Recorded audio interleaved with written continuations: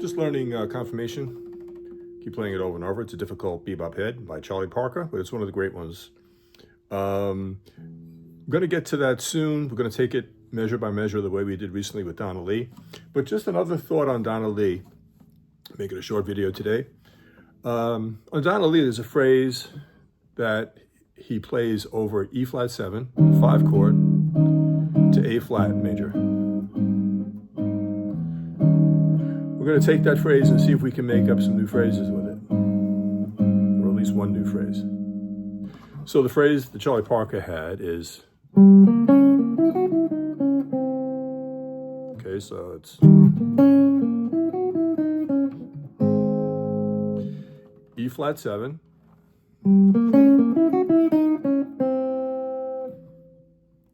from the E flat 7, we've got the 3rd, 5th, flat 7, and then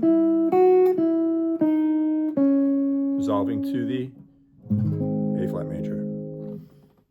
Yeah, so it's a line that's working over 5 to 1.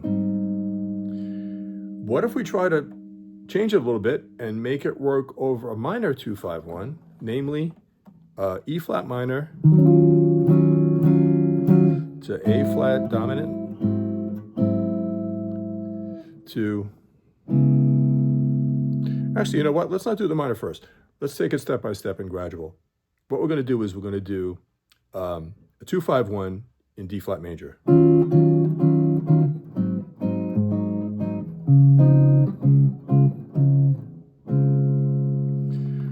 What we'll do is we'll change the line that Bird played over E flat 7. Of course, for an E flat 7, the G here is my 3rd, but for a G flat minor, the G flat is the 3rd of the chord. So we're going to play this.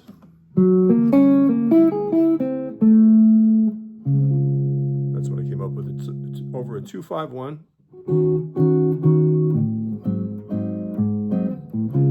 in D flat major.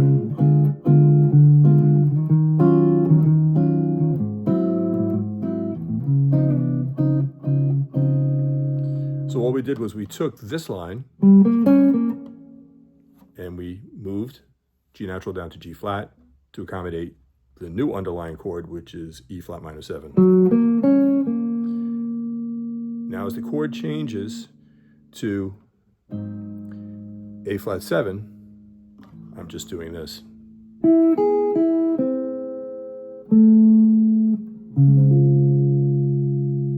And what I'm thinking of here is I'm thinking of an A flat 7, but with a sharp 5. And then I'm purposely putting in the flat 9 to resolve it. So it's kind of a nice idea, I think. You always hear that rhythm is the most important thing in great solos and great improvising. Granted, this is a pretty mundane rhythm, it's just eighth notes. But the underlying principle would be take a phrase by a great player like Bird or someone else who you really enjoy, and copy the rhythm of the line as well as the direction of the line, but change the notes. And by changing the notes, you can apply it to lots of different, 2-5-1s in major, 2-5-1s in minor, static chords, static dominant 7s. But yeah, this little line here,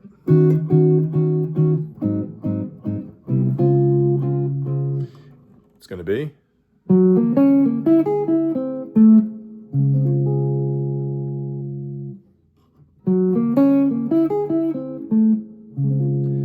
so take a phrase that you really like from a Bird solo, a Coltrane solo, Bill Evans, Miles Davis, whatever. Play around with it. Take the rhythm, use the same basic rhythm, same basic direction. The original one that I'm taking from here. Okay, so it starts, it goes up, and it comes back one note. It's like the shape of the line. And then the original line here for the second. And so what I did was, instead of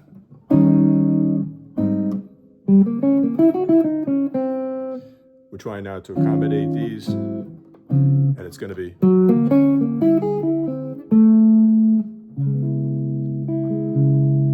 could also work for 2-5-1 for minor.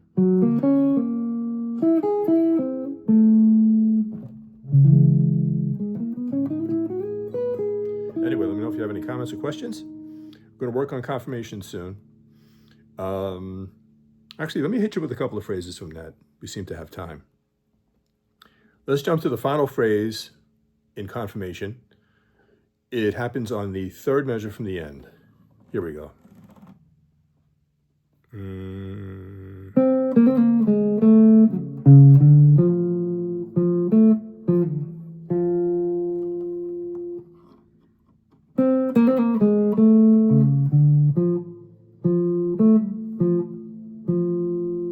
we're going to take the second phrase from the end.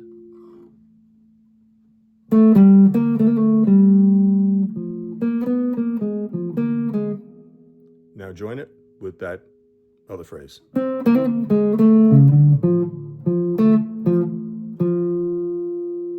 Let's jump back. Third phrase from the end. 1.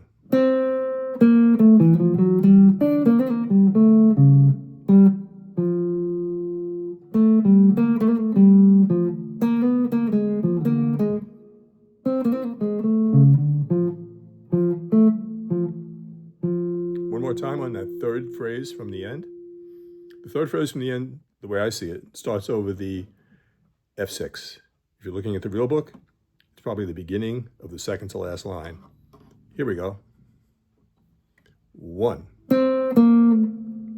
1.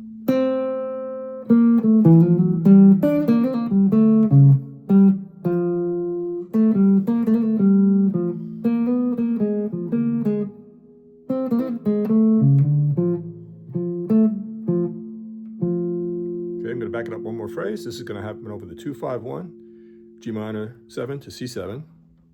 It's actually the measure right before the one we just worked on. Again, this one starts on the and after 1. 1. Okay. 1. We'll continue now.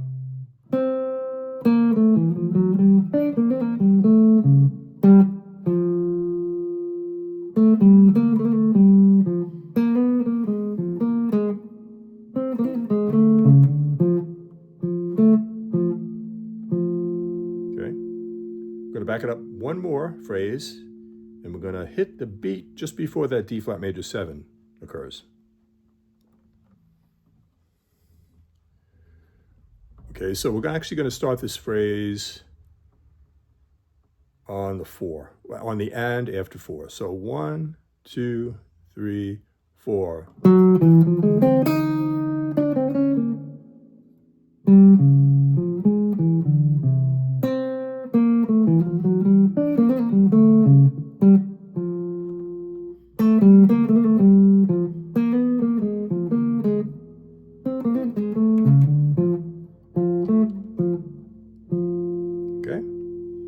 We're almost halfway through the tune, so I'm going to back it up one more phrase. This one is going to start on the final and just before we get to the E flat minor 7.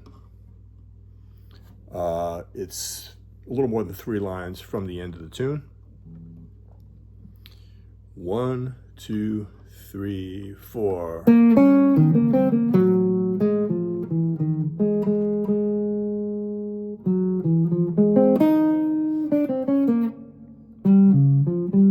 Sorry.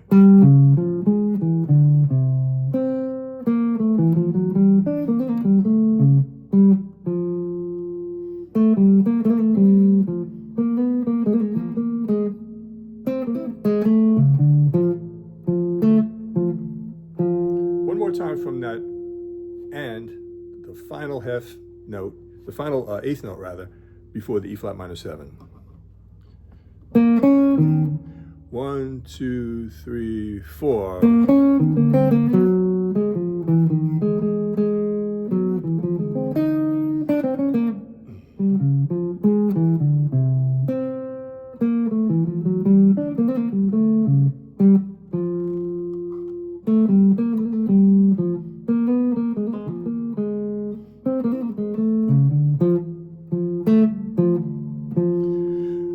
give you one more long phrase. We're going to be at the halfway point with the tune. So what we're going to do here is we're going to back it up to where the line cliche comes in, the C minor major 7, C minor 7. Yeah, so if you look at the real book, it's right after the double line, signifying the middle section. The pickup note is going to happen 1.5 beats before we get to this measure. Okay, so here's what we're going to do. I got to find my correct finger spot with fingering position. It's the only drawback with this work from the back, work from the end, is that you have to kind of remember what fingering you wind up using when you start from the beginning. So it's not perfect, but I find it's very helpful for me. Yeah, so here we go. We're going to do 1, 2, 3, and 4, and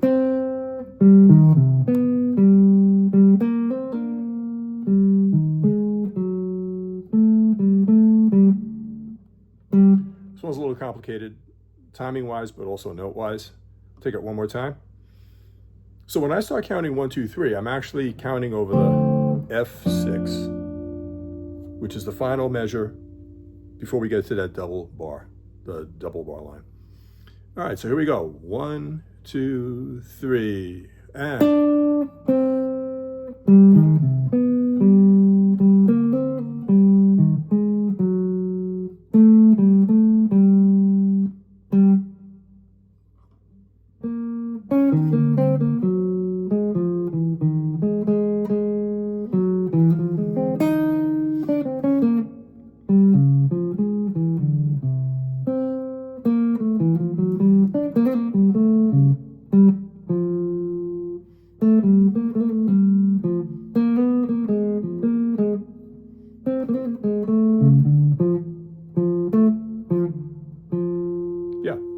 And if you can, as you're learning the tune, if there's a phrase you particularly resonate with, you like, try to take it and do that thing.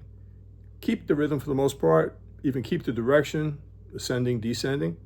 Try to plug in some different notes and try to apply it to different chords. If it's a line that you like over G minor 7, try taking it, sharp the F, try to apply it to a G major 7, that kind of thing. Just one other thing to mention, a little random thing that I found interesting. For about 97 years now, I have licks that I've been playing forever. Primarily, even in the blues scale, especially in the blues scale.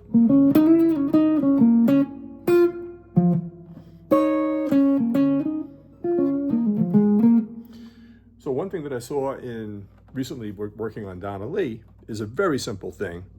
Over a B flat 7, Charlie Parker does something that I would just never do because I would never have the imagination to think of it.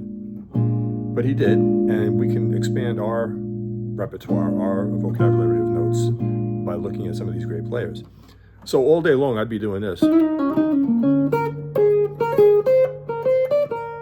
This kind of thing.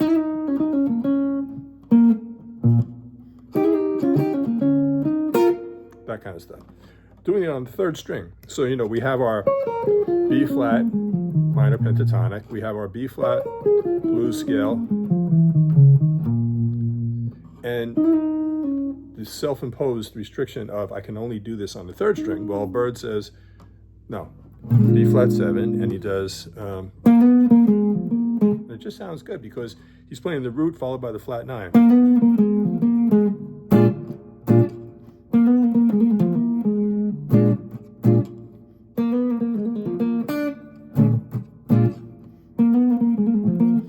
So if you take a simple thing like that, just a note choice that he made that you might never make because you're in your own patterns like I am, if you're playing over a B flat blues, you could actually use that. If you're soloing,